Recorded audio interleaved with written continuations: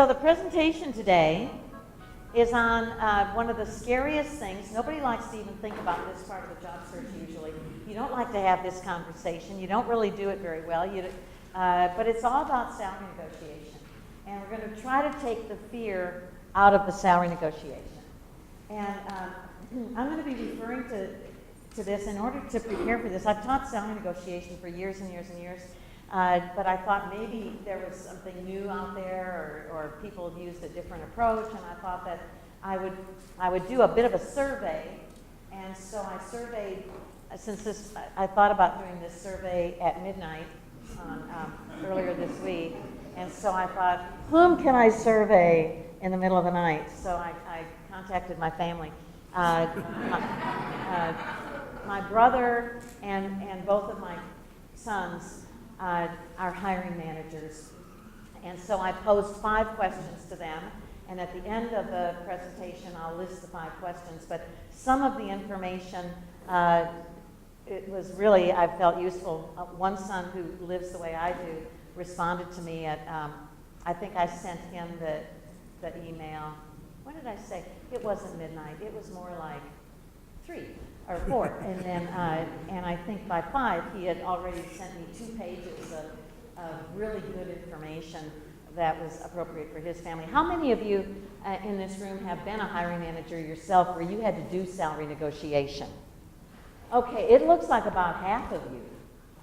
And so maybe at the end of this, every situation, every company, every department, every individual, everybody operates slightly differently, and I welcome your input.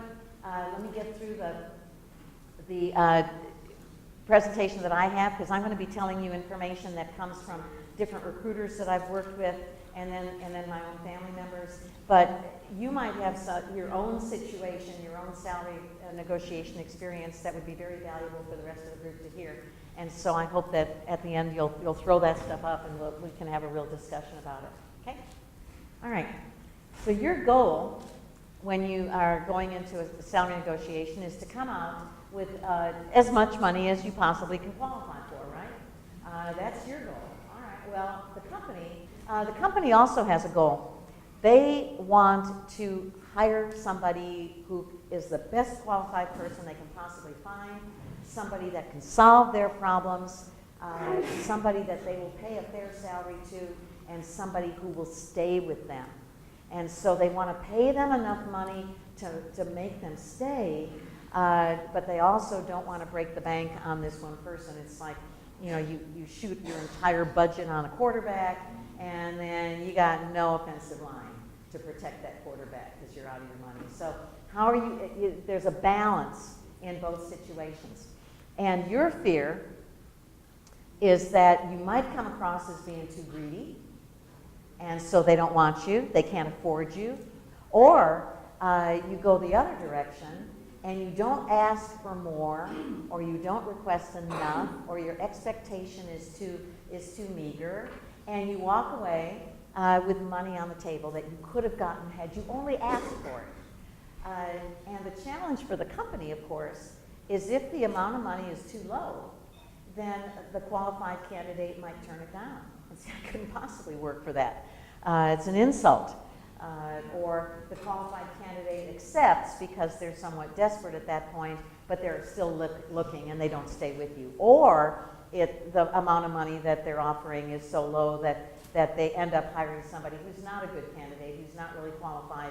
The problems do not get solved and they end up having another opening soon. Before you even start your job search, in the handbook we've got a dozen things you should do before you actually conduct your search. You've got to have a resume. You've got to have an elevator pitch so that if somebody says, what is it that you can do or what are you looking for, you have a concise presentation that you can give so that you explain this is the value that I would bring to your company. You need to have business cards, you need to do all of those things. But also, before you start your job search, you also need to do a salary search, because that question of what kind of money are you looking for can spring up early in your search when you're not prepared for it. And if they ask you, I see heads shaking, and if they ask you, you know, you're having a conversation with somebody that you meet at the grocery store, and they say, yeah, you're looking for a job? I might be able to help you. What kind of money do you have to make? You know, and so then you're caught. So you need to know. And so you have to do your research before you even start the job so that you're able to handle that, okay? So typical research sites, and there are many, many more. I'm listing, and by the way, I will post this tonight on my LinkedIn profile the same way I did how to make $1,000 a day legally. And so you can go into my LinkedIn profile and you'll be able to click on this PowerPoint presentation and you'll see it. But if you want to take pictures of it, that's okay as well. So typical salary research sites, it used to be years ago, salary.com I believe was the only one. And now they've added many more. There's PayScale, Indeed.com/salary has a lot of salary information. Glassdoor posts lots and lots of jobs, and I believe almost all their jobs have a salary posted. Plus they've gathered so much good salary data that that's a very good place to look. And then there are some that you may not be aware of. One is ONET Online, and it's if you have trouble describing what it is that you do, ONET is a huge inventory of job titles with explanations, job descriptions. These are the tasks that are similar, that are traditionally performed in this job title, and then it also gives you a typical salary. The what am I looking at? I can't read that. CertMag.com. Certification Magazine. Certification Magazine.com. Yes, also gives shorten to CertMag.com. CertMag.com also gives salary. Yes. Good to know. CertMag.com. Okay, thank you for that. And I looked at a really good state labor, Department of Labor, DOL, site for New York. That was one of the very best salary sites that I've ever seen. And it said, if you're looking for a job in New York City, here's the typical salary for this position, here's the bonus structure, here's this and this and this. And then they said, if you're upstate New York, if you're in, you know, this area of New York, and I thought, great, surely there's a Department of Labor site like that for Texas as well. I did a search. I didn't find that particular site. I don't know if I just couldn't find it. Texas does have a site that has all kinds of labor market data, and it's lmci.state.tx.us. And all right, so LMCI, I've got some screenshots so you can kind of see what some of these provide.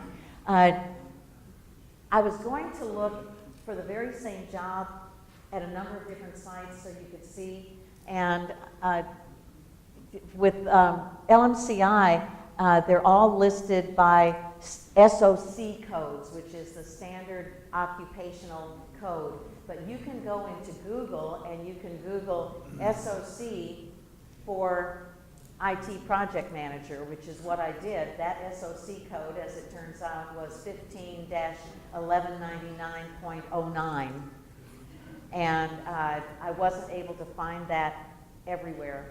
But so in this particular page, and you can't see this clearly, but I'm going to read it to you. They're all listed by SOC codes, but this is a software developer applications. And it lists the overall median salary for the state of Texas is about $105,000 a year. And then it lists it by city. So in Amarillo, that job pays, it pays $67,000. So, you know, like 60% of the state median. In Austin, an applications person, it pays about $102,000. So it's just slightly lower than the median. So this is www.texaswages.com? Well, yes, there are many different, there's lots of data on the lmci.state.tx.us, and this is one link. So if you look at lmci.state.tx.us, there's reality check is there, there's the wage thing, there's lots and lots of different options, and I just clicked on wages, and this is where I got. And yes? Texas Tribune has also all the state salaries, and the one you really want to go for is UT football coach. Texas Tribune is a Chancellor's not bad. Texas Tribune is a magazine, a publication, but that is nice, especially if you want to work for the state and you know either the name of somebody who works for the state or you know that job classification. You can look there and it'll tell. It's not always really up to date. Sometimes it's a couple years out, but it'll give you, here's the classification for this particular thing. We looked up one time, I had somebody who had just gotten out of the military, and in the military they had been an IT security person, wanted to be an IT security person for the state. I said, we had a job club person who did the same thing. He got hired, got passed up by DPS, got hired by Texas Workforce Commission. I think he got an entry-level director position. Let's look up and see if he's still there. And we looked him up, and by now he had been promoted to a director too, and we saw that he was making, I think, $85,000 a year. So if you're wondering, in a director level in the private sector would probably pay more, but you go home at 5 o'clock, and it gives you an idea of what can you aspire to. So yeah, Tribune is good as well. So anyway, this was one thing, and it tells you all over the state. So where you live obviously has a huge impact as to how much you're paid for the very same job. But I thought that was interesting. And then this, most of you are familiar with this format. It looks a little anatomical, but don't let that distract you. This is salary.com. And for this one, I put in IT project manager, and it gave me a 1, 2, and a 3. And so I said, okay, what does an IT project manager 3 pay in Austin, Texas? And it always gives you a bell curve. So the median in Austin for an IT project manager, and we have an IT project manager who is new, don't we?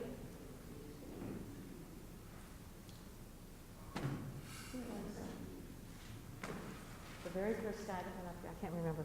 Anyway, it's $117,000.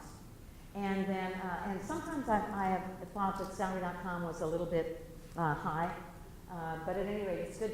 You're going to want to do an analysis with as many different sites as you can, and put in the same title, get all the data you can. Maybe you average it all so that you can see that a logical salary would be somewhere around this amount. So this also gives you the lowest 25%, which in this case is $105,000, and then the 75% one, which is 125 or something like that. So 117 is the median. Okay. And then this is the Indeed.com salary, and they got it by hour, but I've annualized it. And this is for an IT project manager, so they did not differentiate 1, 2, 3. They just said, here is, for that title, this is what Austin, the jobs that have been posted on Indeed.com, this is what it pays. And curiously, the lowest one is $15 an hour. And it looks as though there are quite a few jobs for IT project manager that pay $15 an hour. I was stunned. And up here, it looks as though one job paid $200 an hour. That job went to the CEO's nephew, I think. So this one up here with practically no elevation whatsoever is $200, and then as you go up, you get just a little bit, and then higher. But the most of the jobs fall in roughly the $49 an hour category, and that comes to $102,000 a year when you annualize it. So a little bit lower than the salary.com list, but as I said, look at all of them and see if you can get a feel for what the going rate currently is, especially if you've been working for a long time. You haven't done a salary analysis. You know what it was at your company, but if you go to try to find a similar job in another company, are you going to have to take a bit of a step back? Have you been underpaid your entire career? So doing some kind of research is a smart thing to do. So while you're doing all of this research, guess what? Companies are also. Yes, John? Sorry. That's okay. You take into account is with contract work, and is that you're actually paid by the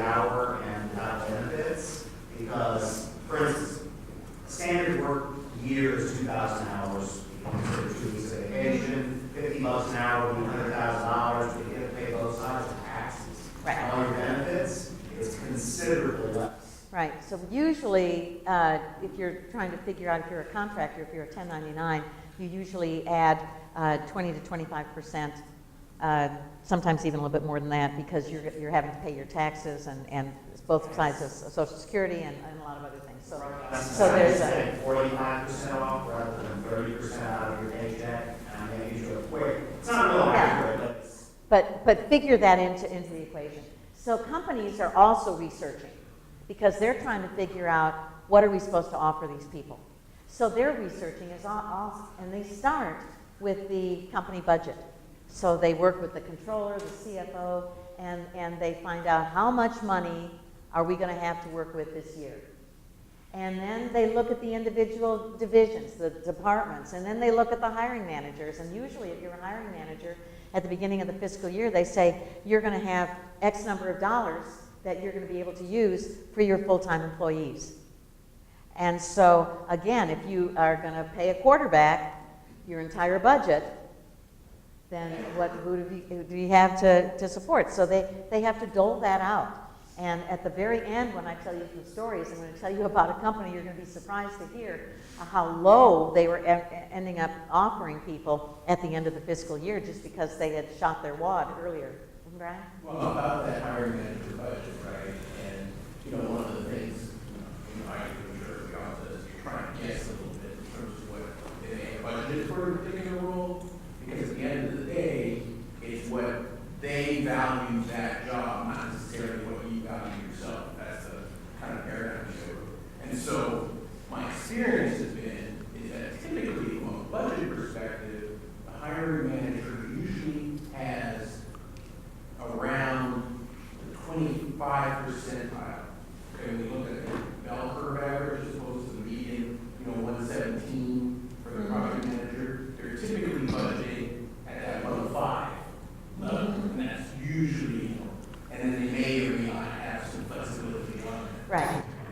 And so, and that's a good point. So that, and since you weren't on it, let me paraphrase that a little bit. When they're figuring out their budget, they very often figure out the budget, the actual base salary is a little bit lower. And they often are figuring, the whole compensation package. Also, lots of times they'll have a base salary that's in the budget for them, and then they have some discretionary money that they can throw in if they choose to, which is a bonus, and we're going to talk about that. How much flexibility do they have? Sometimes the hiring manager has very little flexibility on the actual salary that's offered because that amount comes sometimes from HR. But they have some flexibility with bonuses, your flexibility on your time, sometimes vacation days, sometimes some other things that they can throw in to sweeten the pot, and they have control over that. So each company is a little bit different. Yeah, what I was talking about was just the salary.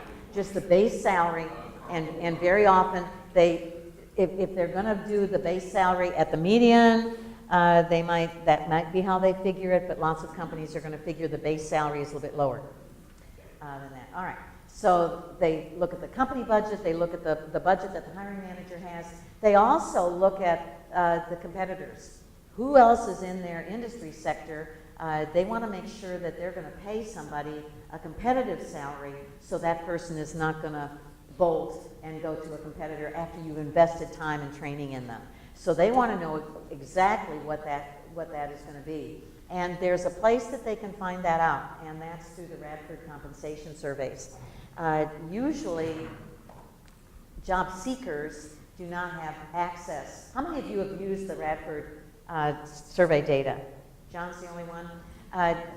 Usually, compensation people have a subscription to the Radford data. Recruiters often have a subscription to the Radford data. Sometimes I've called my son and I've said, can you tell me the going salary for whatever, and I see layout designer according to the Radford stuff because he has that in his computer, and so he tells me that every once in a while. But you can look at that, Google the Radford compensation survey, and you can see, it won't tell you the amounts, but it'll say we have industry data for these jobs at a very granular level. This is what companies are paying for base. This is what companies are paying for for bonuses. They give you lots of information, and what happens if your company has a subscription to the Radford folks, then periodically Radford will send that out by industry, and they'll say to AMD, here are the current target salaries that are being offered by the companies in Austin in your industry sector. So here's what Intel's paying, here's what Samsung's paying, here's what Cypress is paying for these things. So you know what your competitors are paying, and everybody tries to stay very similar on that, so that they're offering a competitive wage. That's the point. They want this to sort of be a level playing field.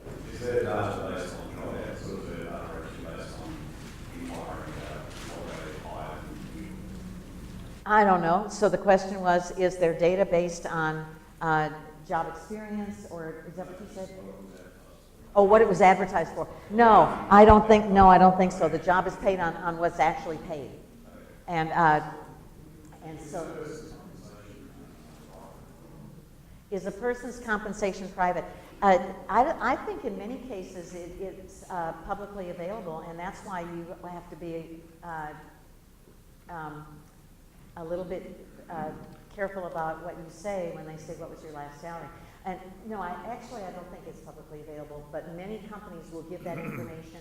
And these days we see more and more companies, I'm sorry, I gave you wrong information. These days we see more and more companies that are saying, what did you make on your last job? And we want you to bring in a W-2 form to confirm that. One of our members sat through an entire job club meeting that I don't think he really wanted to attend in order to vent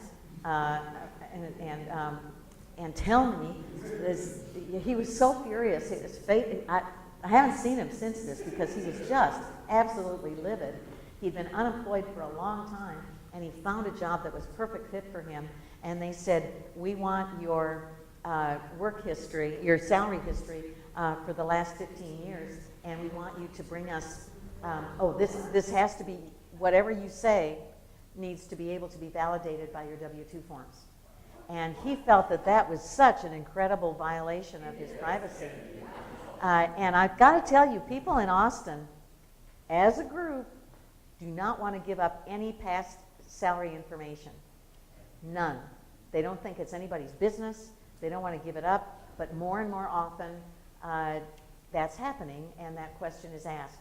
Now, I know, we haven't gotten to this in the PowerPoint yet, but I know that there are some states that have passed a law that says it is illegal. Some of those, in some cases, that hasn't taken place, won't take place until 2019, take effect until 2019. They've said it's illegal to ask that question because it's discriminatory if you have been historically underpaid anyway. If you are a female or a minority, chances are you were underpaid and have been your entire career. And when somebody bases your future salary on what you made last, that they're perpetuating that discrimination. And there's an effort, a movement, to make that law national, where they won't be able to ask that question. So it's going to change how companies make their offers. Yes, Brian? I'm wondering if you don't have these. I've had debates with a couple of people, even hiring managers, about this. I know the law was passed in California last year, so it's effective now, and Massachusetts was another one. But I don't think it's been passed in Texas. Somebody's saying it has been allowed to No, it is not. It is not, and it's gonna, Texas is always, well, on things like that, that's a states' rights thing, and the whole day in hell. But they also, as they're trying to figure out what they should offer you, that's why they look for that data. They look for data about what is your current salary, and then other things too. Do you have unvested stock? So do you have like when you were offered a job, did they say we're going to give you stock shares and you don't they don't come, they're not vested until you've worked for the company a certain number of years or whatever. Anticipated bonuses. So they want to know all of this stuff.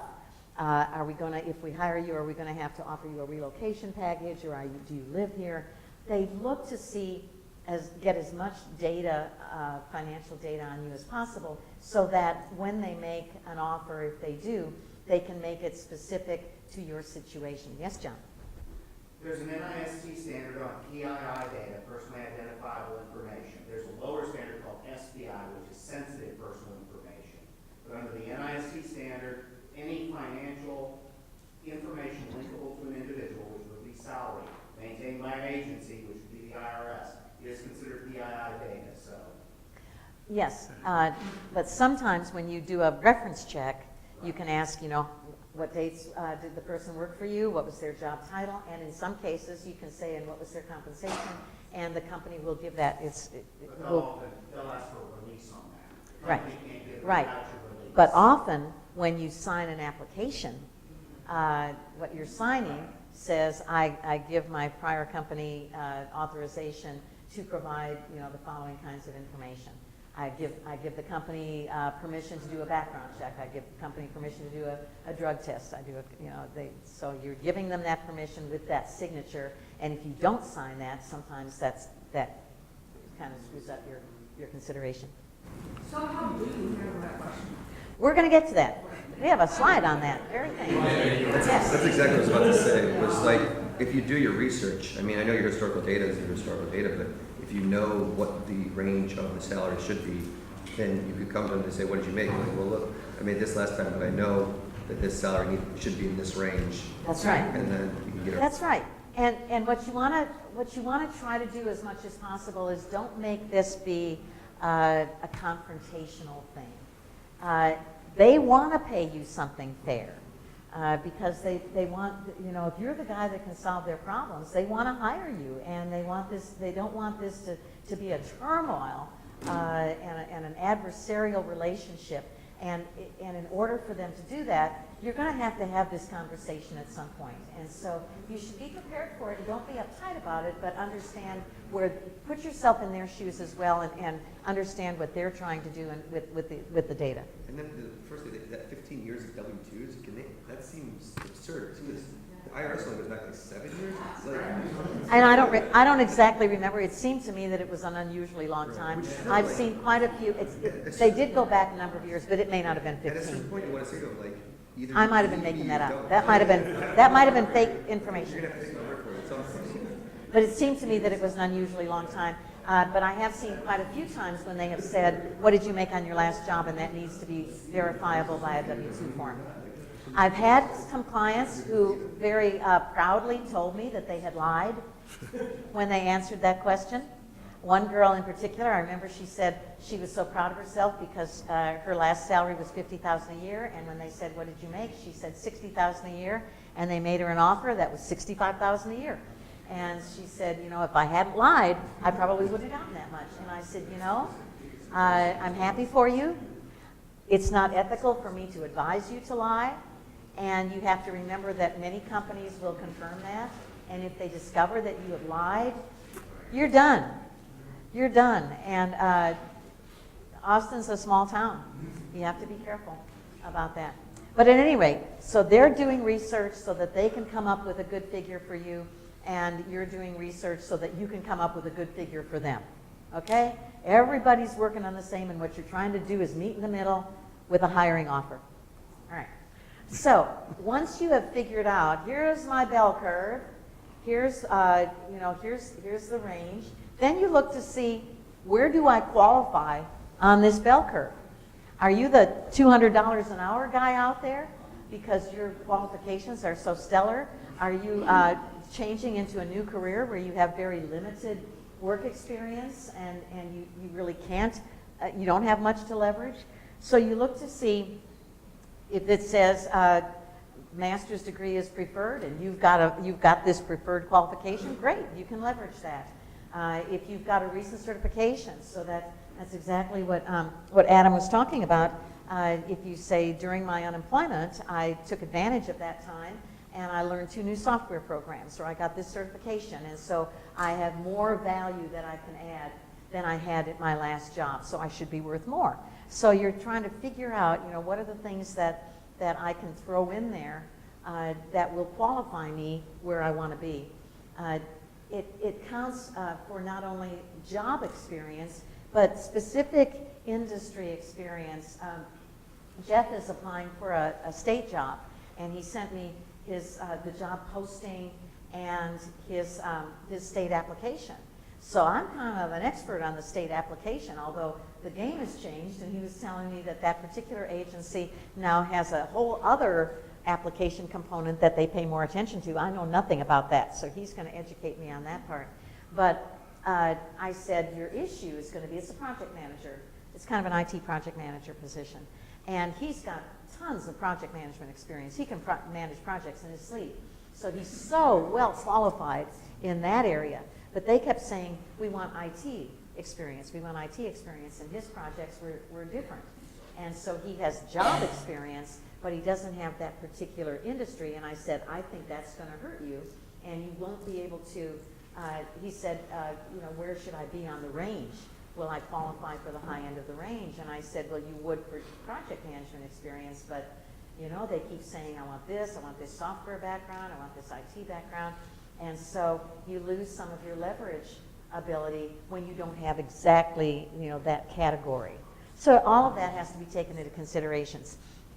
You also have to, when you're trying to figure out what should I ask for, the company culture, the fit, are you a good fit for that? One example is if you have come from a startup where it was an energetic, fast-paced,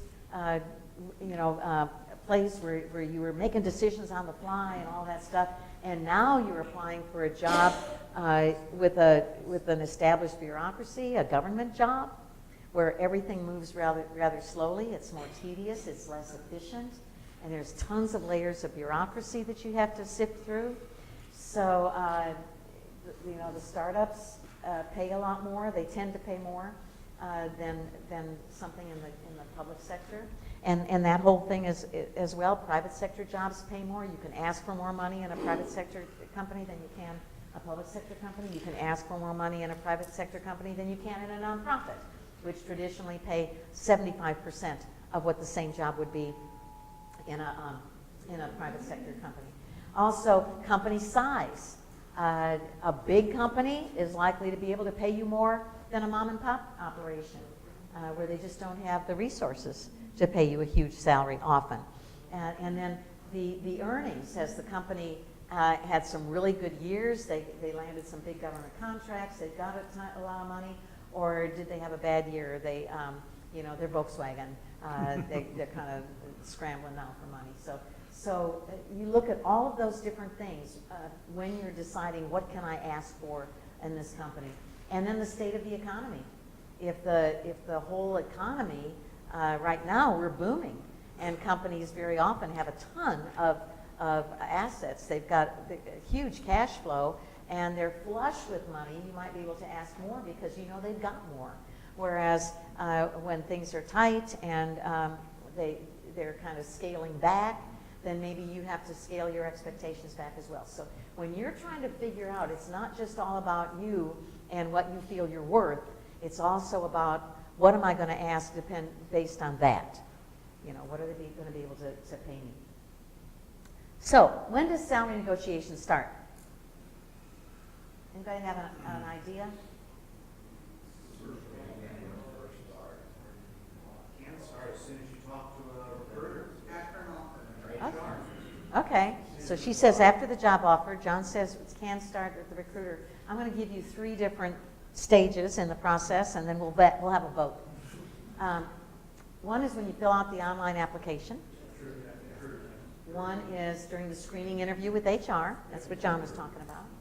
And one is after the offer was made. That's what Shannon said. So how many of you think it starts when you fill out the application? Let me see your hands. Okay, looks like 75% of you. How many think it happens during the screening interview when HR asks you the question? I saw just 1 hand, 3 hands, 3.5 hands. One, okay, 3.5 hands, and a queen wave. Okay, and then after the offer's been made? Okay, so that's about 20%, 20. All right. The rule that I read in my research said it starts as soon as somebody mentions money. wherever that is in the process, that's when the negotiation has started. And if that's because there's a question on the application, that's when it starts. Sometimes they'll list a range even in the job description. Sometimes they will, in which case the posting was where the negotiation started. Contract work. What's so frustrating these days, it used to be that you knew that you weren't going to be talking salary until the offer was made. That was the rule. He who mentions money first loses. And so you don't ever talk about it until the offer's made, and then you say, I'm so excited about this. As soon as we can agree on a compensation package, I'll be happy to give you my answer. And that's when the negotiation started. And now, 9 times out of 10, it starts with filling out the freaking application, and they say, what kind of money are you looking to get in this job? And it's like, really? Really? Does that mean you're offering it to me?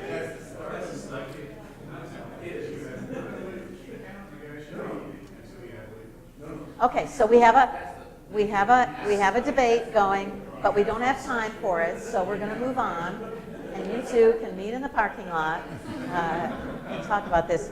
And so what Andrew is espousing is the fact that it's not a negotiation doesn't start until you negotiate, until you're actually saying, it doesn't start with the application. So we'll see.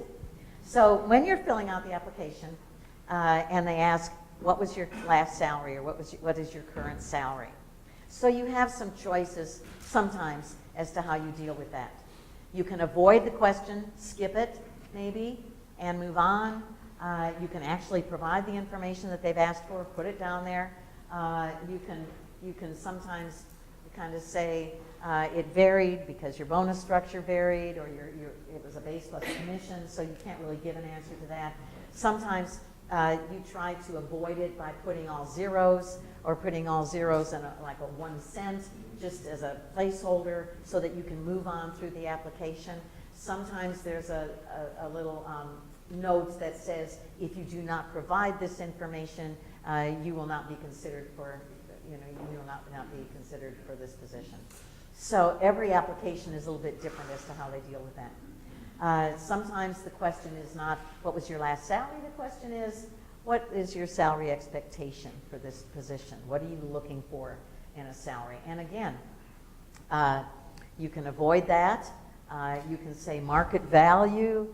You can give a range based on your research. Sometimes there's that. Sometimes the field will only allow you to put down an amount, a fixed amount. I read one article on this that said for every past salary, you should put your desired salary, because your past salary is irrelevant. It's what you want to make that counts, and that's what you should put down. And you figured this out through a great deal of research, and so you put your desired salary, and you put your desired salary under expectation. It's kind of up to you as to how you deal with it, but it also is up to you as to, it's up to them as to how they phrase the question as to what you give in your answer. I have a friend who's a recruiter, and she is a compensation expert. In the same way that our president tweets every day, she does as well, but it's always something about compensation. So she, on her email, she says, follow me on Twitter, where I tweet about compensation, executive recruiting, and all things job search. And she puts out a daily little tidbit. And when she fills out applications, and it says, what is your desired salary, she puts a pretty high number. Because she says, this is what I'm worth, and she puts a pretty high number.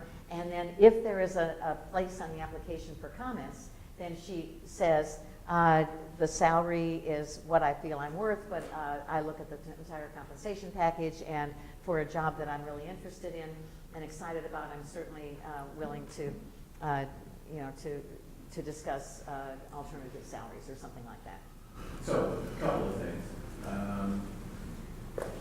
One, if you're talking about the interview, you're asked a question, right? I always try to ask them what their budget is beforehand. Right, and that's we're coming to that. But if you have to state it, I was previously stating a range, but I've decided that it's better to pick a number, usually at either the midpoint or maybe a little bit lower, based on my research, what I think you're offering, and I just simply state in excess of this number, all right? So I don't use a And range so, other let me than get that the on the video, because that's a good point. So Brian said that if you have to state a number, or if he chooses to state a number, he'll, based on his research, he'll do something that's sort of midpoint, or something like that. And that's what I used to advise all the time. If you were forced to give a number, even if you felt that you should be at that high end, that initially, when you're first giving that information, if you give something that's midpoint, just to get you through that process to the point where you get to interview. And then let's say that you say, okay, X amount, and you go through the interview process, and they make you an offer, and they offer you X amount.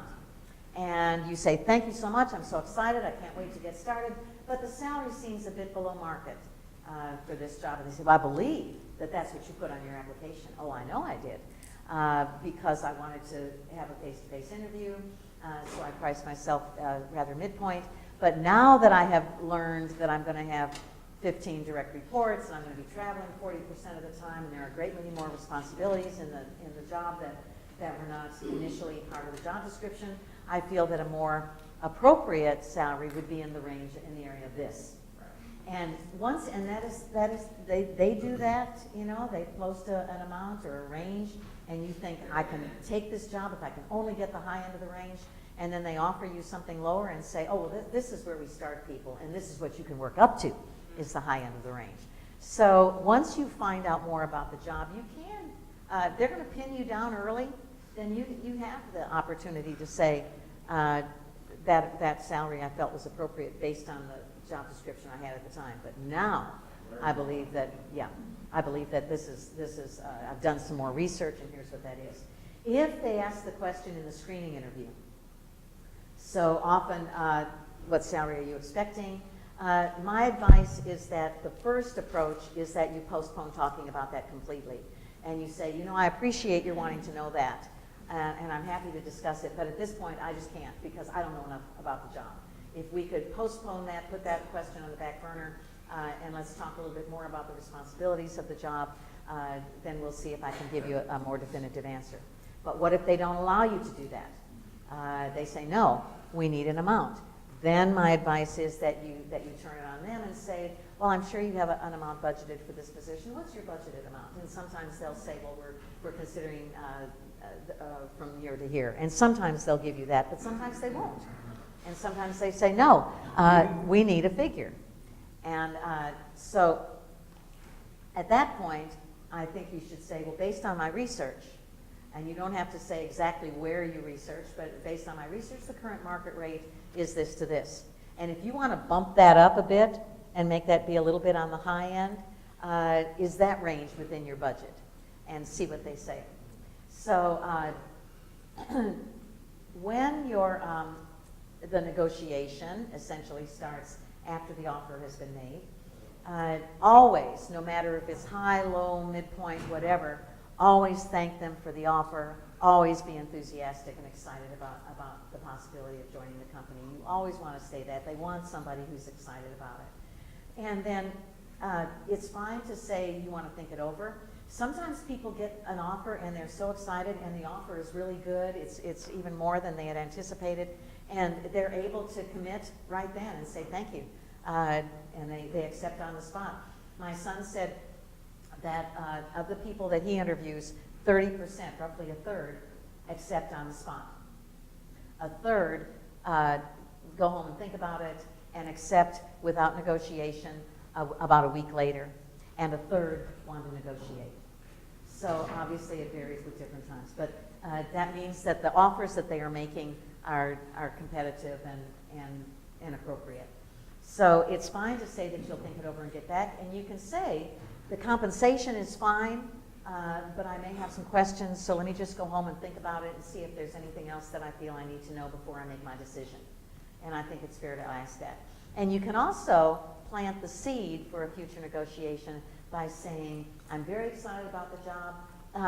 The salary seems a bit low, a bit below market, or whatever. I'd like to think about it. Or if you feel comfortable about negotiating right then, is there some wiggle room in that offer? Or before I commit, can we talk a little bit more in more detail about the entire compensation package? How soon do the benefits take effect, or is it possible to negotiate more higher bonus structure, or how soon would I be evaluated for possible promotion, or whatever? So it could be that you're flexible about making the offer more attractive. You want to make this work, they want to make this work, and there are multiple ways that they could sweeten the pie. Okay. Always base your request on data and not on emotion. Don't ever say, look, I can't take that. I've got 3 kids in college. I gotta have more money. And, I got a kid that needs an operation. I gotta get a job fast. And that is not their problem. That is sadly your problem. And you bring that into a negotiation, you have just written your death warrants. Essentially, they don't want to deal with that. Always base it on data. If you're working, come to the discussion with a spreadsheet, and say, and this is what my son did. And when in fact, my one son gave this advice to my other son, and they have both used this approach, and it has worked really, really well. Where they came with a spreadsheet, and they said, here's the current salary, here's my unvested stock, here's my bonus structure, and here's how much I've calculated it will take to relocate, and your offer is clearly not a step forward for me financially. Can we make this work? Is there a way that we can, I'd really like to accept your offer, can we make this work? Let's work together to make this better. And when son number 2 did this, they came back with another offer that was considerably more in salary and in bonuses. And he moved, and he did it. And my other son ended up walking away. It helps if you have a job already, so that you're in a very strong position. You can take it or leave it. My other son said, it's not going to work for me. And a couple quarters later, they offered him a different job with a different title and a much better salary. So at any rate, going through with data, or here's my research on the market value of what I can present, and so let's see if there's a way that we can make it better. And I see your hand, but I want to just get through this real fast. Okay. Because it's 11:30. I don't want to save the motion. All right. If you're not working, then you don't have as much to leverage, obviously. But talk about the value that you bring, plus your proven track record, plus what you've added since you were last employed, just the way Adam did. So I've gotten these certifications, I've gotten this new software, and I've volunteered, and I've worked. I've added new skills and new experience through my volunteer work. So I'm a better qualified candidate than I was based on where I left my last job. So at any rate, that's something. So what else can you negotiate besides money? And one of the things that my son brought up was that different companies and different hiring managers often have, they can negotiate some things but not other things. So for example, both of my sons working in 2 different areas of the country, one works in New York and one works in Boise, Idaho. Excuse me. Both of them have a $10,000 signing bonus that is theirs to use discretionally. And so my Boise son said that when he interviews an experienced person, he doesn't do this for a new college graduate, but for an experienced person, he's got $10,000 to work with, and he'll offer a sign-on bonus of $5,000. And then if they want to negotiate something else, he can't really negotiate the salary. HR says, we have designed this compensation package for this person. And they really format it for the person, not for the job, for the person and their particular needs. And so he doesn't have any control over that. But he can, if they say I really need some more, he can say, well, look, I'll throw in another $5,000 in your sign-on bonus. So he can do that. Vacation in both of those of my sons, they don't have, the vacation is not negotiable. Some companies, though, they're fine with that, and they'll say, look, how about we throw in an extra, we'll give you 3 weeks of vacation, or we'll give you 4 weeks of vacation. That's what you had worked your way up to in the last company, we'll match that. But they can't do anything with salary. So sometimes that's available. Stock, sometimes companies can give you more stock if you come back, but some have the flexibility to do that and some don't. My Boise son said that one of the things they can do, they can't do money, but he can say, look, I tell you what we'll do, instead of starting you as an engineer 3, we'll start you as an engineer 4. And then when you come up for a salary review, we have more to work with. We can give you more at that first review. And so sometimes you can negotiate that. How about I come in with this classification title? I'll take the money that you're offering me, but how soon will I be evaluated? And so, they want you to keep it level. They don't want you to bring in a new person making considerably more than an internal person who's been doing that job for a long time, because it's gonna cause internal conflict that is a manager's nightmare. So they don't want to bring you in that much, but they want to keep it all somewhat equal. You can negotiate. There are 2 overseas conferences that I'd like to go to that are related to this. How about you throw that in? I'd like to represent the company at those. Or training. I'd like to get certified in this, and the company's trained for that. So sometimes there's that sort of stuff. Memberships and professional associations. Stephen? At one point, I don't know if it's still the case, discussing salaries, these particular companies I worked at was considered a termination offense, discussing salaries with other employees. Right. Is that still the case? Yes, almost always companies have a policy where you are not supposed to discuss salaries with other people. However, it's very difficult to prosecute that because it happens all the time. And sort of, undercover, and it can cause all kinds of conflict.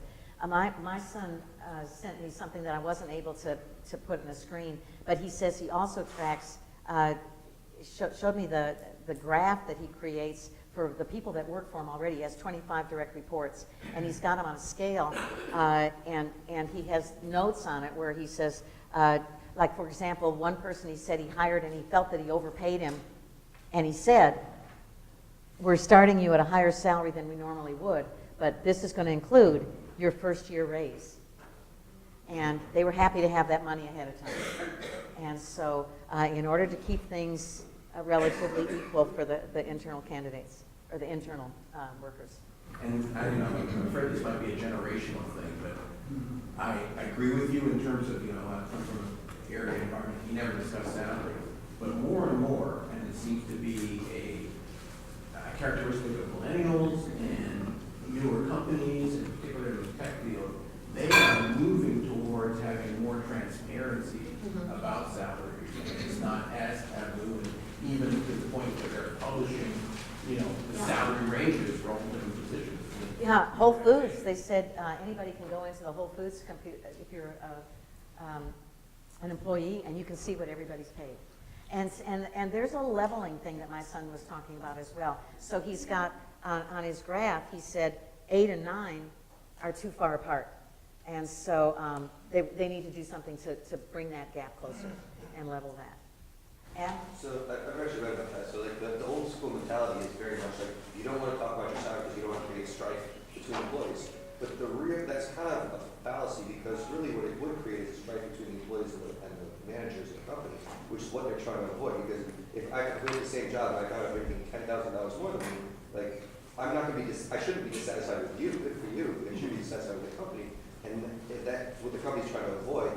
Where as an employee, you should feel like you should want to know if you're being paid fairly compared to your peers, and they should want to know too. It's just only fair that they want to be able to know that we're all on the same playing field. Yeah. Someone's not secretly making. Some of you know that we had a Launchpad guy. He made a presentation about how he got his job at GM, and it was a really, really good presentation. But one of the interesting things was about salary, how he negotiated the salary. And he had come to my salary negotiation class twice and knew where he was going. He had already done a lot of research, and he realized, so when he did his research on GM, he saw that GM nationally, the salary range was here, but GM locally, the salary range was here. Is that a Lower. Oh, yeah. Below, in this area. Lower. So the salary, and lots of companies pay a little bit lower in Austin because so many people want to work in Austin. And they're willing to take a bit of a lower salary in order to stay here for whatever reason. And so, anyway, so that he was armed with that data. And he had come from AMD, making a pretty good salary. AMD paid very nicely according to the industry. And then he had left that job, and he had gotten a job with a startup, and then now he was unemployed, and he was applying for GM. And so he went for his screening interview, and I don't know if it was in person or on the phone. I hope that all of this happened in person, because it's just easier to read. But this HR person, and sometimes they are kind of a bulldog, and the HR person said, "What kind of salary are you looking for in this job?" And he followed my script. He said, "Well, I couldn't possibly tell you that until I know more about the details of the position. So if we could just back burner that." And she said, "No, I want to know now. We're not going to have a screening interview unless we talk about this. Why waste my time if your expectations are too high, right?" And so he said, "Well, I'm sure you have a range.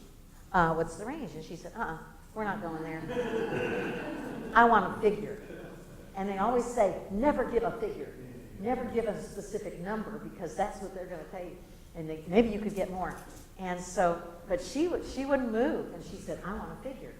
So he gave a figure that was at the low end of the national. So kind of out of the range of Austin. And he gave that figure, and she didn't say anything. And he said, "Is that within your range?" Yes.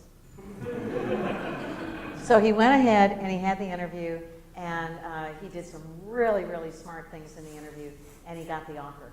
And they gave him $2,000 a year less than he had specified, but they have a bonus structure.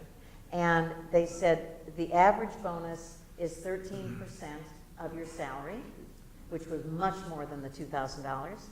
And some people in some positions were actually able to make 50% of their salary as a bonus.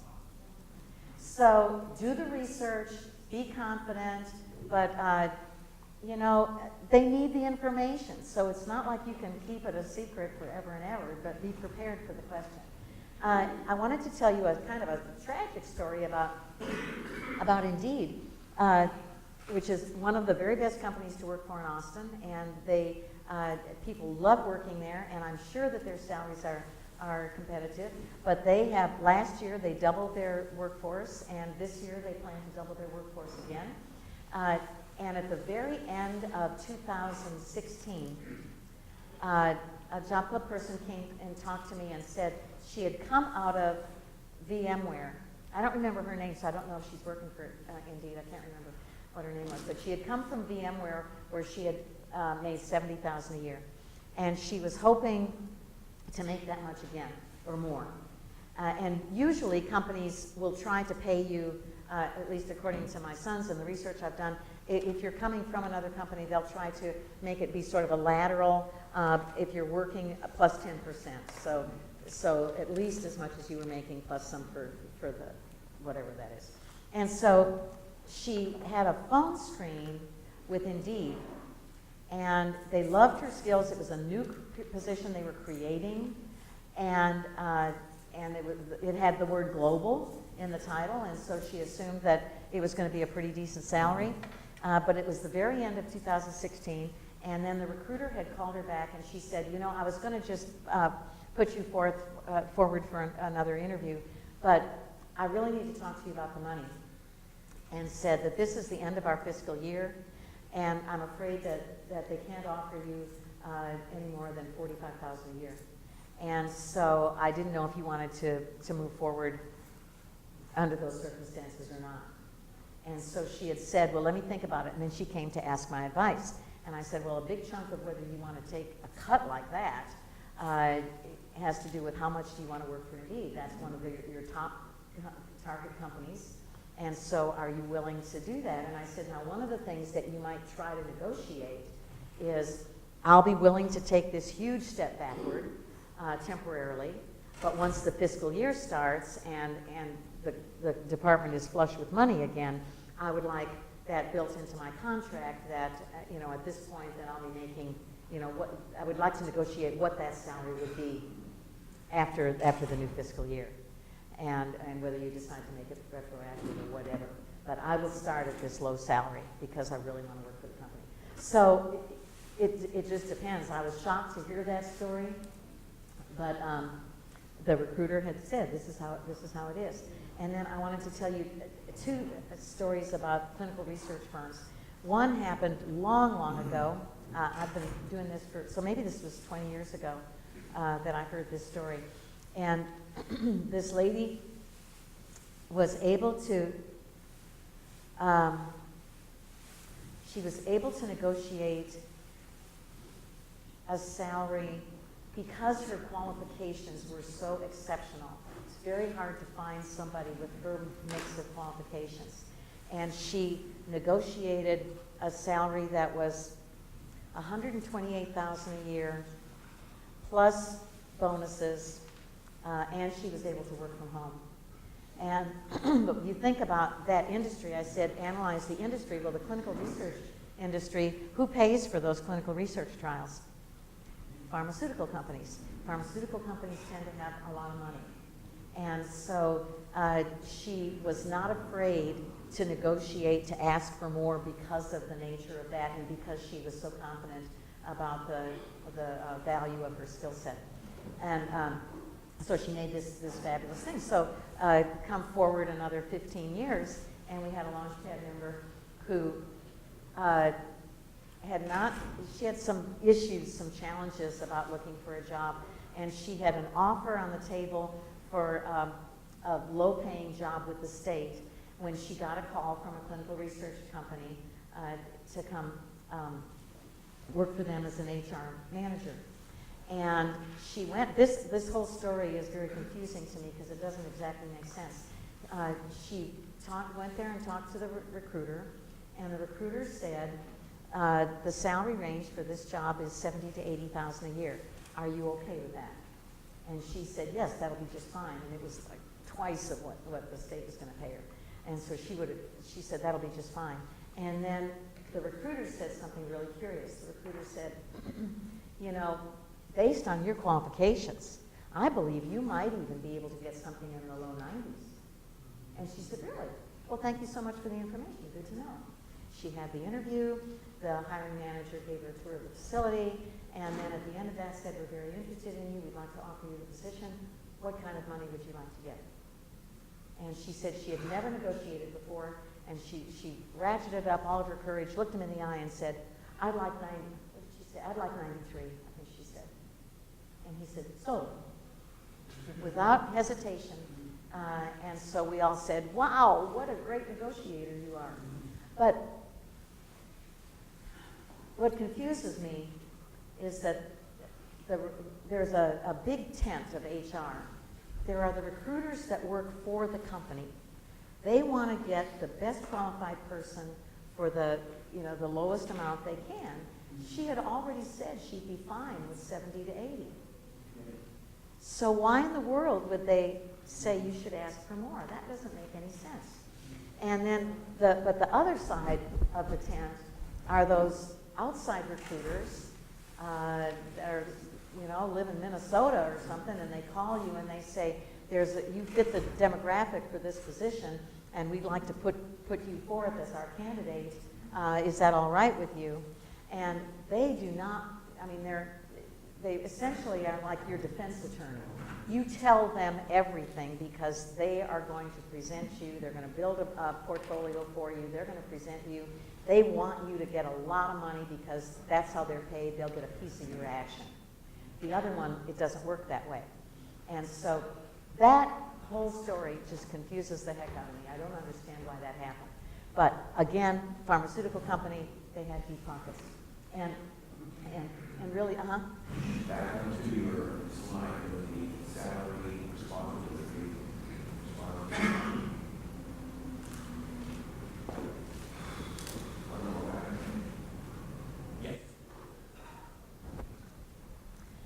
want to show you, the last three are, we're way over our time. This is bad. But I have just two little addendum screens in case you're interested. And I can tell you more information about what my useful son said about the people that he hired. But these were my questions that I asked him to answer. When you make an offer to a candidate at a certain salary, do you expect him or her to negotiate? And I've heard that often, that they expect you to, so you obviously should do that. And what both of them said is that, in fact, all three of them, my brother said, we make an offer and they accept, and that's it. It said that's the way it happens all the time. So whether they screen enough that they just know that it's going to work and then they make the offer or whatever. Both of them said that it was, my New York son said, among professionals, half or so will ask for more, and we counteroffer about half of them and give them a little bit more. Among technicians with experience, 80% ask for more, and I always say no if it moves them at all above their internal peer group. If not, then I give it up. But I can add the $10,000 sign-on bonus, and what he says he does with that $10,000 is that he'll say, I'm going to give you a $10,000 sign-on bonus to make this a little bit sweeter, but if you leave us before 2 years, you pay that back. Because he's tired of having people, sign on and get the bonus and then leave. So he does that as well. And then if they do ask for more and they back up their request, do you generally give them more? And of course, we've sort of gone into that. The third question was, if a candidate does not ask for more, do you feel that he or she, left money on the table? Do they lack confidence? Are they not job savvy? Do they lack initiative? And everybody, all three of them said no. That's not. They don't ever feel that. In fact, my one son said. He said, I appreciate having less hassle. He said some hiring managers are really irritated when you ask for more because they put a lot of thought into making an offer that they consider as fair. He should say, I should say that we know that our offers are competitive up front because we do a lot of work on that. If that weren't true, I would definitely want people to negotiate in front rather than accept a job that they'd be trying to leave real soon. But they know that their offer is competitive, so there was that. Have you found that women negotiate less often than men? My one son said that his sample was really small. The last 9 people he offered jobs to, 2 of them were women, and they both negotiated. So whatever. And all of them said that they work very hard to make sure that women and men are paid equal.